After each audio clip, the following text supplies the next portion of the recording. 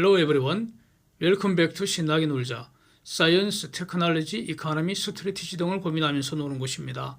CNBC 보도사진 한번 보시면 MSCI 연구 보고서를 인용해서 어쩌면 러시아 주식가치 0일 수도 있다. 이렇게 보도를 하고 있습니다.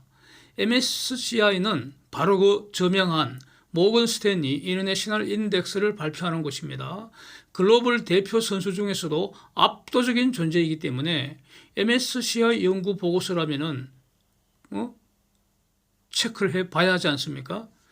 22년 2월 24일 푸딩의 유크레인 침략 이후에 러시아 시장에서 무슨 일이 일어나는지 이 주식시장, 채권시장, 외환시장, CDS 시장 이 가격 움직임을 중심으로 한번 더듬어 보려고 합니다. 러시아 MOEX의 모엑스 지수는 YTD 수익률이 마이너스 36%다. 이렇게 보도하고 있습니다. 지난주 금요일 5월 27일 기준입니다. 이렇게 이제 거래되고 있기 때문에 저 말은 가격이 0이 아닌 것은 확실합니다. 이것은 팩트입니다. 그런데 MSCI는 이 CDS, 즉 크레딧 디폴트 스왑 시장을 분석한 결과를 제시하면서 모스크바 거래소에서 지금 거래되고 있는 저 주식들의 가치는 아마도 가치가 없다. 즉 휴지값도 받기 힘들지도 모른다. 이런 말을 하고 있는 겁니다. Russian stocks may be essentially worthless in contrast to the prices listed on the exchange. 이렇게 말하고 있습니다. 그래서 이 CDS가 뭔지 한번 보겠습니다. 부도 위험을 거래하는 파생상품입니다. 채권자 갑이 채무자 을의 부도 위험을 병에게 이전하는 거래입니다. 이 채무자 을에는 국가나 기업이나 단체가 포함될 수 있는 겁니다. 갑은 위험 이전의 대가로 병에게 수수료 지급하고요. 일종의 보험료입니다. 병은 을의 부도 위험을 갑을 위하여 인수를 해주는 것이고요. 그래서 갑은 보험 가입자에 유사하고 병은 보험회사에 유사합니다. 만약 을이 정말로 부도가 나버리면 CDS가 미리 정해놓은 금액을, 즉 채권의 원리금 상당액이 되겠죠. 이걸 갑이 병에게 청구하는 겁니다. 마치 보험료 청구하듯이. 그래서 을의 부도 위험이 올라갈수록 갑이 내야 하는 보험료 올라가는 것이고 디폴트 리스크 프리미엄을 측정하는 수단이 바로 CDS 가격이라는 겁니다. 그래서 러시아 5년 국채의 CDS 값은 사진 보시면은 그 우측에 13,000을 확 넘어버렸습니다. 저거는 사실상 100% 디폴트 난다는 의미입니다. 저거는. 좌측 사진을 참고로 보면은 한국 그 CDS 값인데 지금 그 5년 최저치 금방 8에 지금 근접하고 있습니다. 매우 낮습니다. 이게 바로 선진국의 모습입니다. 디폴트라는 것은 회사가 빚을 갚지 못하는 상태, 즉 채권의 원리금 지급에 실패하는 것인데 이것의 투자론적 정의를 한번 보겠습니다. 제가 이렇게 설명드립니다. 저의 말입니다. 주식과 채권을 평가하는 모형에 의하면은 주식은 회사의 잔존가치 청구권이기 때문에 잔존가치가 0이면 디폴트 선언하는 것이 합리적이라는 겁니다.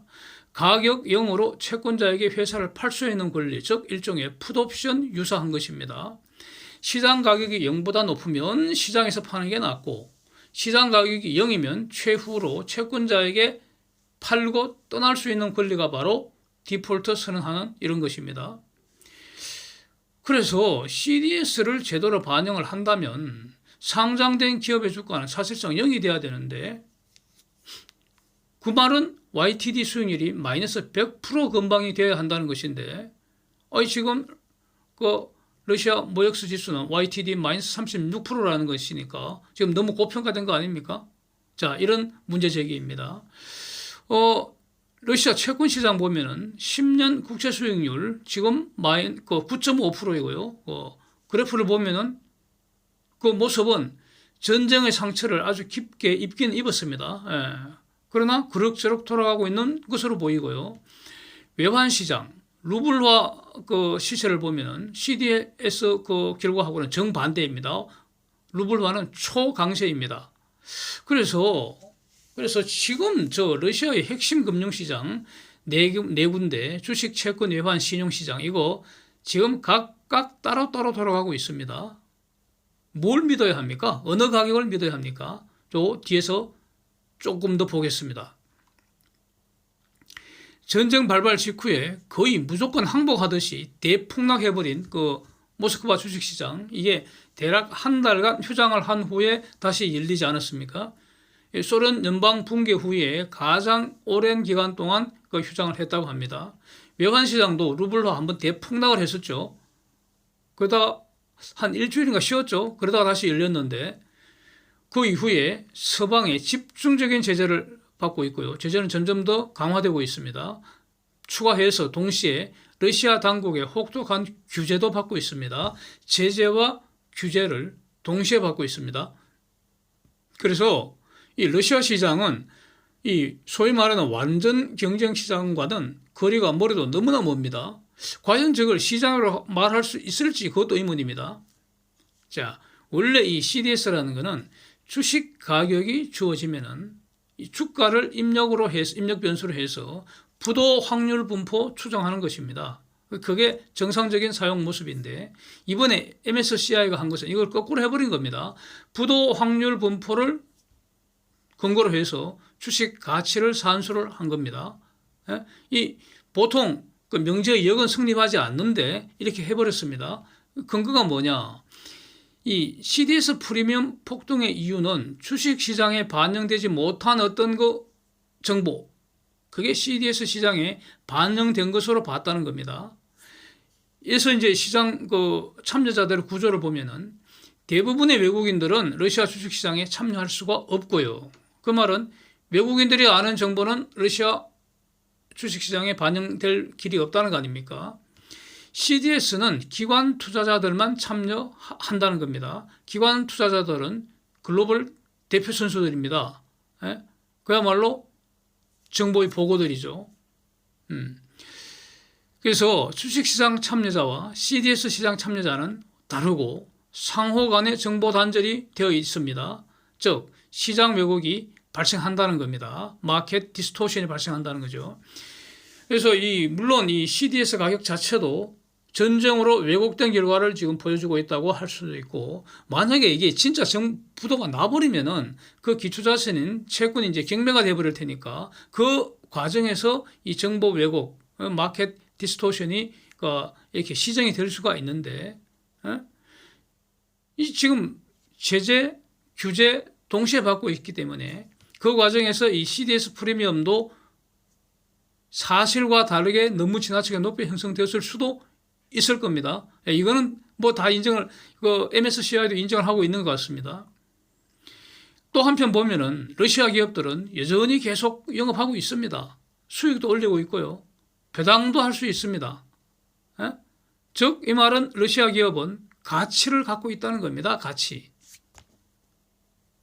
근데 이 가치라는 것은 여기에 투자할 수 있는 소수의 투자자들에게만 그렇다는 것이고, CDS 투자자들 입장에서 보면은 저거는 가치가 없다는 의미입니다. 이렇게 지금 MSCI가 이 분석을 하고 있는데, 이 부분은 상당히 좀 동의하기가 저는 힘이 드네요. 만약에 그 MSCI 말에 의한다면은, 그렇다면 이 MSCI 보고서라는 것은 러시아 주식에 지금 투자하고 있는 사람들 또는 앞으로 투자를 할 수 있는 사람들한테는 아무런 가치가 없다고도 할 수도 있잖아요. 그래서 이건 좀 저로서는 좀 받아들이기 힘든데, 일단 이렇게 한번 그래서 저는 빼버릴까 하다가 일단 소개는 이렇게 하겠습니다. 하여튼 MSCI는 이런 시장 간의 불일치, 부조화 원인을 아마도 이런 네 가지 아닐까 이렇게 제시를 하고 있습니다. maybe 네 가지 제시를 했습니다.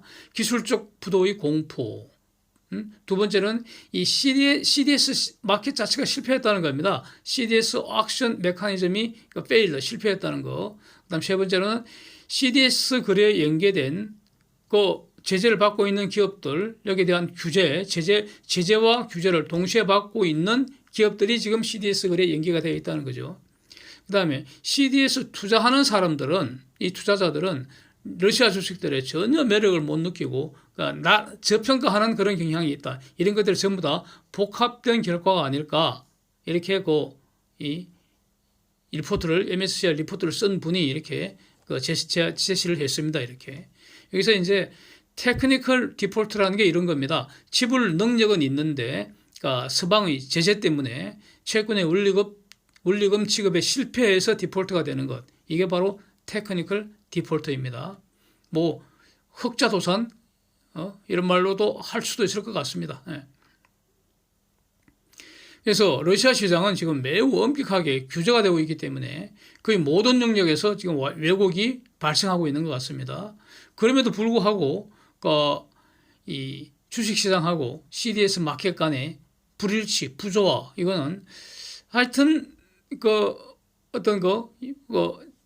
적정 가치를 평가한다는 그런 점에서 분명히 문제가 있는 것은 확실한 것 같습니다. 즉 러시아는 시장의 혜택을 전혀 누리지 못하고 있다. 이렇게 제가 한번 이렇게 설명을 정의를 평가를 하겠습니다. 이렇게. 그래서 도대체 이 시장의 기능이 무엇인가? 저는 가치평가라고 한마디로 말합니다. 이렇게 정리를 하고 있습니다. 시장의 기능은 가치평가하는 겁니다. 가치를 평가한 것이 가격이죠. 가치를 반영하는 가격을 매길 수 있다는 것, 가격을 제대로 잘 결정하는 것, 이게 바로 시장의 기능입니다. 그래서 이 가격이 왜 그렇게 중요하겠습니까? 제대로 된 가격이 왜 중요하겠습니까? 한정된 자원의 합리적 배분을 결정하고 소득의 공평한 분배를 결정하는 기준이 바로 가격입니다. 가격. 그래서 값을 가장 잘 매기는 게 이게 중요한데 값을 가장 잘 매기는 시장이 어디냐? 그게 바로 다수의 사람들이 완전하게 자유경쟁을 하는 곳, 완전 경쟁 시장이라는 거 아니겠습니까? 예, 이것이 논리적 결론입니다. 이게 그렇다면 현실에서 실천적으로 어떤 의미를 갖느냐? 현실 시장에서는 가급적 규제를 풀어서 완전 경쟁 시장에 가까운 시장을 만드는 게 지속적인 성장에 가장 크게 기여한다는 겁니다.